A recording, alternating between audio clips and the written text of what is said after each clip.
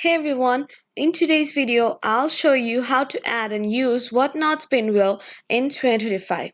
For example, I will go to this website named Wheel of Names, Random Name Picker. We'll just click straight on this.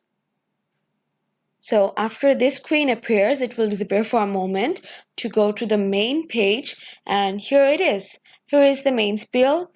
So click to spin or press Control plus Enter to spin this.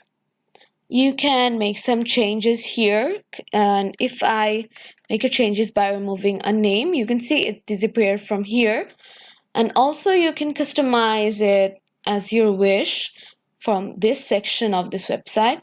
And for streaming, I'll be using OBS Studio. So you just need to go there. I'm already recording this video from here, so it might be showing or lagging something. So here it is.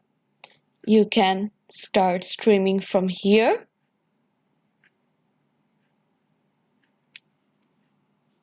I'm sorry for the lag. And here, so you can directly go to start streaming option and stream or record if you want. And that's it. If you found this video helpful, please don't forget to like and subscribe and share this with your friends who needed this. And that's it. Thank you so much for watching.